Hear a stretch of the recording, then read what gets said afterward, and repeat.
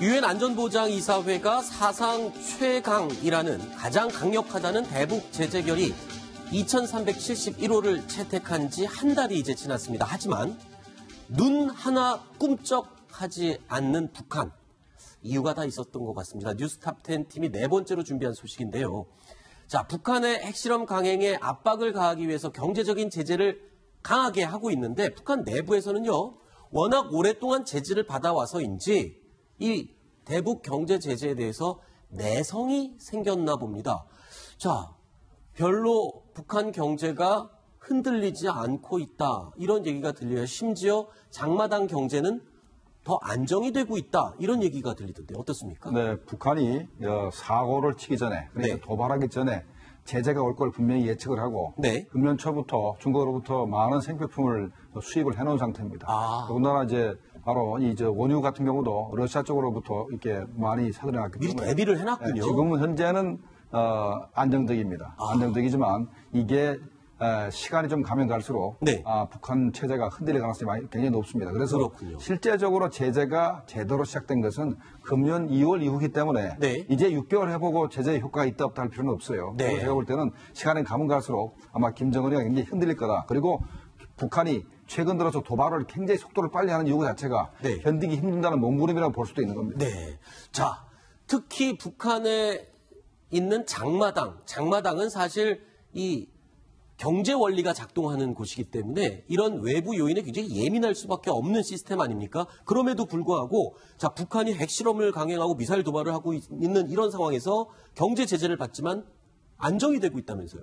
네, 그게 아마 이제 제재 분야가 뭐 철광석이나 뭐 네. 무연탄이나 또 수산물이나 이런 큰 덩어리에 치중하다 보니까 오히려 이제 민생, 장마당 경제는 크게 영향을 미치지 못하고 또 이렇게 무연탄이 수출길이 막히니까 대수 분야로 이동하면서 어떻게 보면은 민생의 연료 문제 이런 문제가 기본적으로 해결되다 보니까 식량이 쌀이나 옥수수 가격 또 돼지고기 가격이 떨어지지 않는가. 예를 들어서 쌀 가격은 보통 키로당 5,300원이 넘었는데 네. 지금은 뭐 4,000원대로 떨어진 것도 있고 물가가 안정이 되고 있고 네, 돼지고기 역시 이제 10,000원이 넘었는데 키로당 네. 이것도 이제 뭐 8,000~9,000원으로 떨어지고 어허. 이런 걸 보면은 나름대로 이제 이 국제사회 제재가 김정은 정권 그 군수공업 여기 분야에는 이제 아프게 작동하지만 오히려 반대로 인민들은 그와 거리가 좀 있다 보니까 나름대로 조금 여유를 느끼는 아하. 뭔가 좀 이중적인 지금 양태가 나타나고 있는 거죠. 그렇군요. 이거는 김정은의 전략입니다. 아, 그래요? 전략이기 때문에 일단은 생필품 가격 안정시키기 위해서 네. 기축 물량을 풀고 네. 그다음에 또 도발하기 직전에 네. 많은 금년도 초에 중국으로부터 엄청나게 많은 수입이 있었습니다. 네. 생필품 쪽으로 해서. 네. 그래서 미리 준비해서 풀면서 아하. 국제사회에 제재해봤자 소용이 없다는 여론을 만들기 위해서 하는 전략이기 때문에 우리가 거기에 넘어가서는 안 됩니다. 김정은이 사실 이 굉장히 치밀하군요. 치밀하게 지금 도발을 준비하고 있는 것 같습니다. 미리 물가까지 잡을 수 있도록 준비를 해왔다. 이런 이야기를 지금 하고 있는데 그리고요. 이 세컨더리 보이콧 그러니까 북한을 돕는 다른 나라들까지도 경제적인 제재를 받게 하는 그 세컨더리 보이콧 이 부분도요. 별로 효과를 보지 못하고 있는 게 아니냐 이런 지적이 있습니다.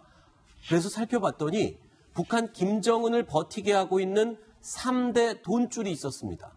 그 3대 돈줄 가운데 첫 번째가 바로 해외에서 일을 해서 외화벌이를 하고 있는 일꾼들이라고요. 근데 하루 16시간씩 일을 하면서 노예 노동을 하고 있다. 그렇게 들리던데 제일 많이 나가 있는 데가 보니까 러시아 쪽이네요. 그렇죠. 러시아의 뭐 벌목이나 건설은 거의 북한 사람들이 다 하고 있기 때문에 그에 뭐 쿠웨이트니 뭐 알제리, 리비아까지 중동까지 지금 나가 있는데 네. 뭐 쿠웨이트도 나가 있고요. 이게 지금 뭐 공식적으로는 한 5만 명이다 그렇게 지금 얘기하고 있죠. 한 8만 명 내지 10만 명까지 그러니까 은근히 이제 나가 있고 그 비자를 이렇게 다시 재갱신하는 식을 우리가 이제 알 수 없도록끔 하기 때문에 그와 같은 현상이 나타나고 있는데 문제는 이 사람들이 버는 임금의 10%만 본인에게 주고 90%를 몽땅 평양 정권이 가져가고 있기 때문에 그래요? 그러면 버는 돈 100만 원을 번다 그러면 90만 원을 나라에서 90만 가져가는 원을 겁니까? 가져가고 그럼에도 불구하고 북한은 저렇게 바깥 바람을 쏘일 수는 해외 근로자로 나간다는 자체에 벌써 영광으로 생각하고 착취당해도 좋으니까 내보내달라. 또 나가서 나름대로 알바를 하면서 또 돈을 벌어들여서 그 사람들은 뭐 텔레비전 한 대라도 사서 둘러매고 고향으로 돌아가면 그것도 금이 환야이니까 이런 모순들이 결국 김정은 정권의 저런 비자금들을 계속 충당시켜주는 빨대 역할을 하고 있는 겁니다. 근데 그렇게 해외 파견 노동자가 많아지면 많아질수록 외부 세계를 바라보는 경험하는 그런 사람들이 많아지잖아요. 그러면 체제 붕괴의 원인이 될 수도 있지 않을까요? 원인이 될 수도 있죠. 그래서 해외에 나가는 사람들에 대해서 성분 조사를 굉장히 철저하게 하고 들어온 다음에도 동향 감시를 합니다. 해외에서 보고 들어온 얘기를 하게 되면 바로 수용소를 하기 때문에 아무 말도 못하고 그냥 세제 정확하게 살고 있다는데 아까 왜 그러면 임금의 90%를 뺏기게 되느냐는 부분인데 원래는 원칙적으로는 70%만 당에 바치게 돼 있고 30%는 자기가 가지게 돼 있는데 그 20%는 그럼 또 어떻게 된 거예요? 그건 뭐냐면 그 주요 계기 때마다 216 행사다, 4.15 행사다, 9.9절이다 때마다 또 달라 그러고 그다음에 우리가 당대회를 하니까 돈 내라 그래가지고 계속 뺏기다 보니까 90%가 되는 겁니다. 원래 규정상은 70%를 북한 정권에 갖다 주기로 돼 있는데 그나마도 또 뜯어가는군요. 자, 그리고 두 번째 북한 김정은을 유지하는 3대 돈줄. 자, 두 번째 돈줄은 바로 의류 수출이었습니다. 지금 이 대북 제재를 통해서 석탄, 무연탄 이런 것들이 이제 수출을 할 수 있는 길이 막혔는데 북한산 의류 수출이 어마어마한 양을 차지하고 있다면서요? 예, 물론 철광석이나 석탄에 비해서는 좀 아직까지는 미미한 수준이지만 그렇다 하더라도 2009년도에 약 600억 원에서 지금 그러니까 2015년도에 7,200억 원으로 무려 11배나 수출이 증가했습니다. 그러니까 이가 없으면 잇몸을 버틴다고 어쨌든 의료 수출이 좀 활성화되면서 외화벌이에 나름 크게 기여하고 있다 이렇게 볼 수 있습니다. 그런데 북한이 그렇게 옷을 많이 수출하고 있다면 이 옷 중에 메이드 인 노스코리아라는 좀 이 상표를 좀 봐야 될 텐데 옷에 그렇게 메이드 인 노스코리아라고 이렇게 브랜드가 써 있는 거는 거의 찾을 수가 없거든요. 이 이유가 뭡니까? 그러니까 중국 그 기업들이 북한에다가 OEM으로 해서 자기네 상표를 붙여서 수출해 달라고 했기 때문에 북한에서 만들었지만 메이드 인 차이나로 되어 있습니다. 그렇기 때문에 우리가 그 북한산이라는 것을 표시를 잘 보기가 힘든 겁니다. 더군다나 우리 기업들도 북한에다가 OEM으로 만들어서 메이드 인 차이나라 해가지고 우리 국내에 수입하다가 최근에 정부에서 그거를 이제 철퇴를 내렸기 때문에 지금은 수입이 많이 줄어들었답니다. 그렇군요. 안찬일 소장님, 지금 주력 북한의 이 대중국 수출 주요 옷가지들을 분류를 해봤는데 남성 재킷, 코트, 또 주로 이제 코트류 있는 것 같습니다. 그런데 품질은 어떤가요? 이 중국에서 이 인정을 좀 받나요? 품질? 북한의 그 근로자들이 개성공단을 통해서 우리가 알 수 있듯이 시키는 걸 아주 착실하게 잘합니다. 그러다 보니까 그 사람들이 사회주의에 적응해서 자기네 일은 대충 하지만 저건 외화를 보는 일이고 또 감독 체계도 비교적 잘 돼 있고 그 상품이 결국은 이제 중국이 세계의 공장으로 돼 있고 그래서 미국까지 나가기 때문에